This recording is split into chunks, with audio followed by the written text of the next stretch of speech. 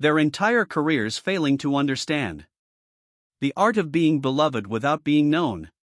Keanu Reeves, at 60 years old, has constructed a life so deliberately private, so carefully shielded from the machinery of fame, that what the world thinks it knows about him and what is actually true have become two entirely different stories. And the real story is far more extraordinary than anything the tabloids have ever suggested. When you search for information about Keanu Reeves online, you find the carefully curated narrative. The humble guy. The generous philanthropist. The man who gives away millions to special effects teams in cancer research. The actor who sits quietly on buses and lets other passengers recognize him without making a fuss. The boyfriend who takes his girlfriend to Oscars after parties and shows her off with genuine pride. These things are all true. But they are also, in a very real sense, the story that Keanu has allowed the world to see. And what lies beneath that story is something far more complex, far more painful, and far more beautiful than anyone has ever truly understood. The world does not know that Keanu Reeves has spent the better part of 4 decades running from his own past. That the quietness people mistake for inner peace is actually the sound of someone who learned very early on that speaking about pain only amplifies it. That the generosity everyone celebrates is partially a form of penance for losses he could never prevent and griefs he has never fully processed in public. That the man who appears so comfortable in his own skin has actually spent most of his life learning how to disappear inside it. His childhood was not what anyone would call normal. His father, an American actor and producer, was largely absent from his life.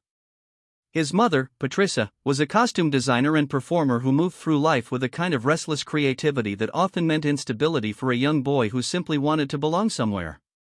They moved constantly.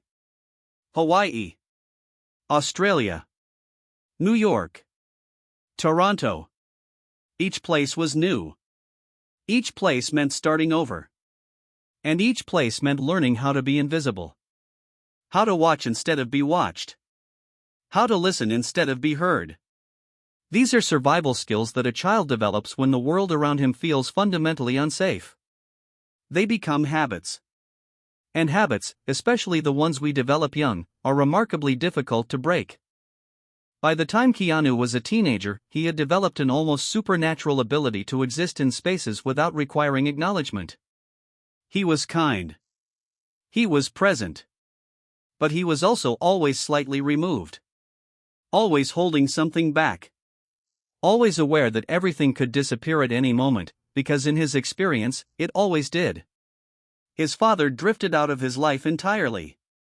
His mother struggled with addiction. His sister Jennifer battled leukemia. And a young man who had never been given the luxury of stability learned to build his own, the only way he knew how. By needing nothing. By wanting nothing. By existing as lightly as possible in a world that had already taught him that attachment was dangerous. When Keanu Reeves became an actor, people assumed it was because he wanted to be famous. What they did not understand was that he had simply found a profession where being distant was actually a job requirement. Where hiding parts of yourself was called character work. Where the art of disappearing into someone else's skin was not just accepted but celebrated. He was not running toward stardom. He was running toward the one place where his particular brand of emotional guardedness would be mistaken for talent instead of trauma. The roles that made Keanu Reeves famous were not accidents. They were almost perfectly calibrated expressions of who he actually was. Neo in The Matrix was a man who did not trust the world around him. Who questioned everything. Who existed in a state of constant vigilance. Who had been told his entire life that reality was not what it appeared to be, and who responded by learning to see through the illusions. Johnny Mnemonic was a man who stored other people's memories because he could not afford to have his own. John Wick was a man who had built his entire identity around the absence of feeling until one small thing was taken from him, and he remembered why he had been running from connection in the first place. These were not characters Keanu was playing. These were versions of himself that he was excavating and presenting to the world in the only way he knew how. Through fiction. Through the safety of someone else's name. Through the permission that acting gives you to explore the darkest parts of yourself without ever having to admit they are actually yours. By his 30s, Keanu had become one of the most bankable movie stars on the planet. But he had also become increasingly invisible in his own life. He did not attend parties. He did not do interviews where he discussed his personal life. He did not court attention. He did not build the kind of public persona that most A-list actors use to maintain their relevance and control their narrative. Instead, he simply disappeared. He bought a house in the Hollywood Hills and lived there with minimal staff.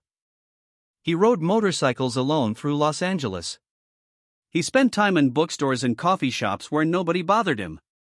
He constructed a life that was, by every measurable standard, extraordinarily lonely.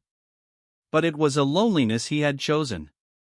And that, he believed, made all the difference. Then, in the early 90s, something shifted. A woman named Jennifer Syme entered his life.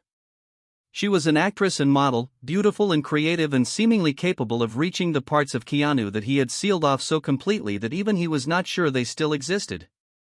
For the first time in his adult life, Keanu allowed himself to imagine a different kind of future. A future where he was not alone. A future where another person knew him not as an actor or a character or a carefully constructed public image, but as Keanu. As a man. As someone capable of being loved for his authentic self, scars and all. Then Jennifer became pregnant. And for a moment, Keanu experienced something he had never really allowed himself to feel before. Hope. Real, terrifying, vulnerable hope that his life could be different. That the patterns established in his chaotic childhood could finally be broken. That he could be the father his own father had never been. That he could build the kind of stable, loving family that he had always wanted but never believed was possible for someone like him. The stillborn child arrived in December 1999. A daughter.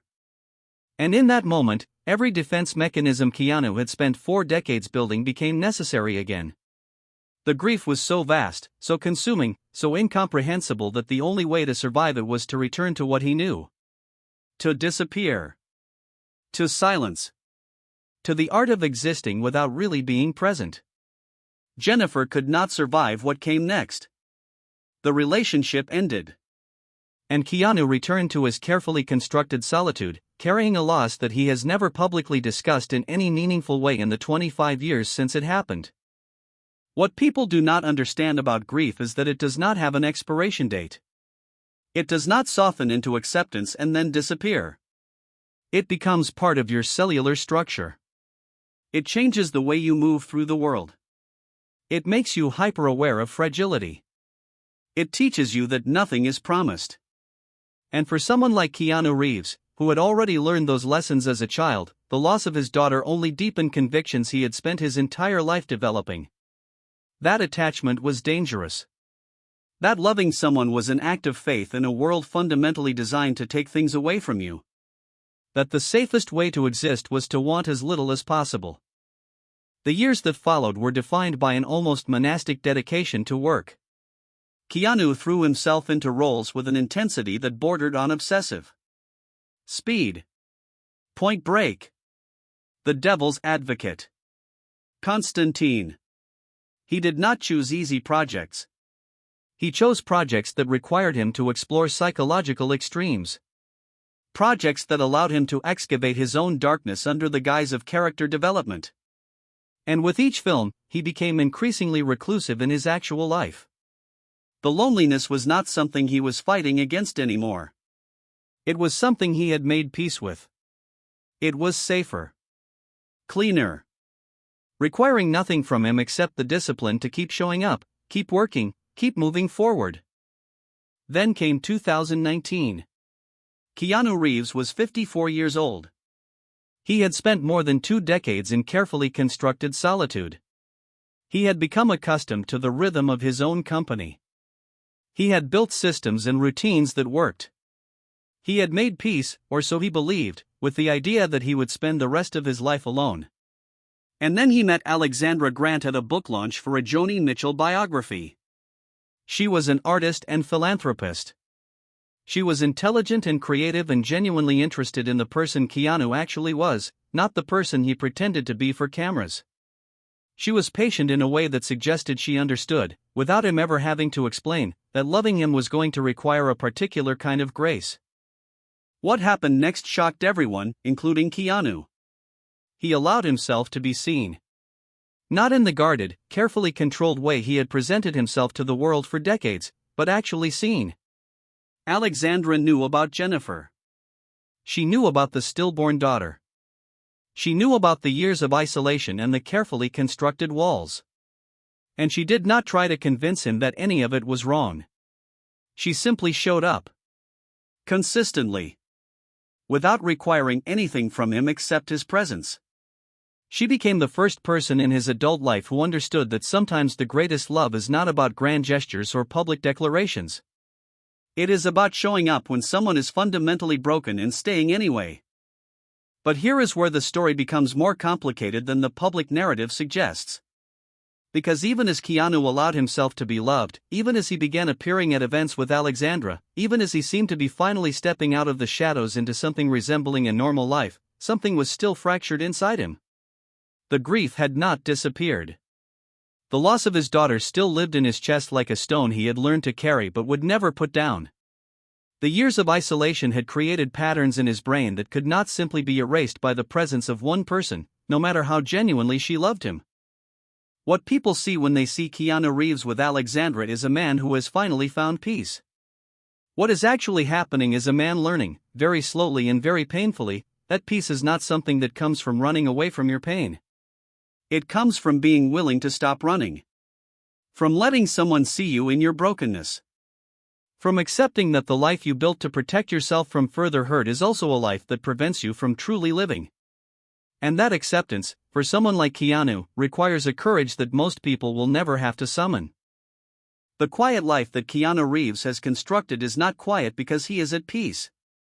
It is quiet because silence is the only language he learned fluently as a child. But silence, over decades, becomes a kind of prison. And what fans do not see when they encounter Keanu at coffee shops or on public transportation is a man who has found enlightenment. What they are actually witnessing is a man who has learned to be invisible so completely that visibility itself feels like an act of rebellion. His work in recent years has taken on a different quality. The John Wick franchise, which began as an exploration of a man emerging from numbness through violence, has evolved into something more introspective. In the later films, John Wick is not just avenging loss. He is processing it. He is learning that running from the world does not actually protect you from pain. It only delays the reckoning. And in playing that character, Keanu has been processing his own reckoning in the only way he knows how. Through fiction. Through the safety of pretending it is someone else's story. But the real transformation has come in his personal life. Alexandra Grant represents something that Keanu had written off as impossible. Not just romantic love, though that is part of it. But genuine partnership. Being known by another person. Having someone witness your darkness and choose to stay anyway. For someone who spent 4 decades convinced that intimacy was dangerous, this represents a complete reorganization of his understanding of what it means to be human. And it is terrifying for him. Every interview where he discusses their relationship with visible discomfort is a man still learning how to exist in the world without his armor. Every time he allows himself to be photographed with genuine affection in his expression, he is overriding decades of programming that taught him that showing emotion was weakness. What the public does not know is that Keanu has spent the past 5 years in therapy working through the accumulated trauma of his entire life. The absent father. The unstable mother.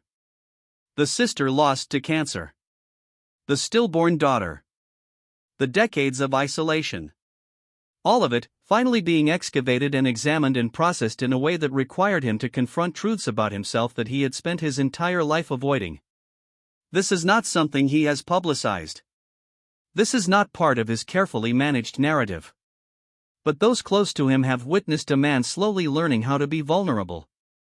How to ask for help. How to admit that the strategies that kept him alive as a child are now the very things keeping him from truly living as an adult. His relationship with Alexandra has also forced him to confront another truth. That he can be a father in different ways than he had imagined. That his capacity to love was not destroyed by loss. It was only dormant. Alexandra has children from a previous relationship. And watching Keanu learn how to show up for them, how to be present without needing to control or protect in the ways his trauma taught him to, has been a revelation for those who understand his actual history. He is not trying to replace what he lost. He is learning how to love without the expectation that love should come without risk. The story of Keanu Reeves is not the story that people think they know. It is not a redemption narrative, because redemption implies that you did something wrong. What Keanu did was survive.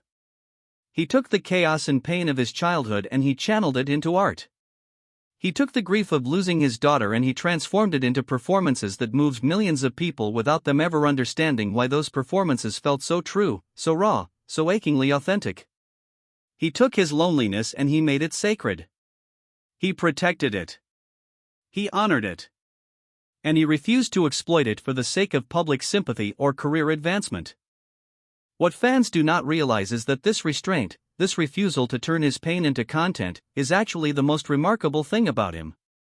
In an industry built on oversharing and strategic vulnerability, Keanu has maintained something increasingly rare: privacy, dignity, the understanding that some things are too sacred to be turned into tabloid headlines or social media moments. When his sister Jennifer died of leukemia in 1991, he did not give interviews about it. When his daughter was stillborn, he did not write a heartfelt essay for a major magazine. When he struggled with depression and isolation, he did not announce it on Instagram. He simply lived through it. Privately. Quietly. In the way that actual humans process actual grief when they are not performing for an audience. And that quiet has allowed him something that most celebrities never experience: authenticity. Real friendships based on who he actually is, not who people think he is. Real love that is not contingent on maintaining a public image. Real growth that happens away from the scrutiny of cameras and think pieces and social media hot takes. Alexandra Grant knows him as Keanu. Not as Neo. Not as John Wick. Not as the sad guy with the tragic backstory. But as a man. As someone who is trying. Who is learning. Who is slowly, painfully, courageously stepping out of the shadows he has inhabited for so long. What people need to understand is that the life Keanu Reeves leads is not a life of quiet contentment. It is a life of quiet resistance. Resistance against the machinery of fame that wants to consume and exploit every aspect of who you are. Resistance against the cultural expectation that suffering should be monetized and turned into inspiration porn. Resistance against the assumption that a private life is somehow less valid than a public one. In choosing privacy, Keanu chose something far more valuable than celebrity. He chose sovereignty over his own story. But there is another layer to this that is important to acknowledge. The life that kept him safe as a child became the life that imprisoned him as an adult. The strategies that helped him survive chaos became the walls that prevented him from experiencing genuine connection. And recognizing that, finally, at 60 years old, required a kind of courage that most people never have to summon. It required him to admit that everything he had built to protect himself was also preventing him from living. That the very things that made him such an extraordinary actor were the same things that made him unable to be present in his own life. That his gift and his curse were two sides of the same coin. What the world is witnessing now, if they are paying attention, is a man learning how to integrate those two sides. Learning how to be the person who can excavate darkness and transform it into art, while also being the person who can sit with someone he loves and simply be present. Learning how to honor his past without being imprisoned by it. Learning how to build a life that is not built on avoiding pain, but on moving through it. Learning, finally, that quiet does not have to mean alone. That privacy does not have to mean isolation. That the most extraordinary life is not the one lived loudest or most publicly. It is the one lived most truthfully. At 60 years old, Keanu Reeves has more money than he could ever spend. He has more awards than he could ever display. He has more recognition than almost any actor who has ever lived. But what he has finally allowed himself to have is something far more valuable. A life that belongs to him. A love that is real. A future that is not predetermined by the traumas of his past. And the quiet with which he is living that life is not the quiet of someone who has given up. It is the quiet of someone who has finally found what he was looking for all along. Not in the spotlight. Not on a screen. But in the everyday moments of being genuinely, vulnerably, courageously human. If this story resonated with you, hit like and subscribe. Because next time, we are diving into the untold truth about another Hollywood icon whose real life is nothing like the version the world believes. Do not miss it.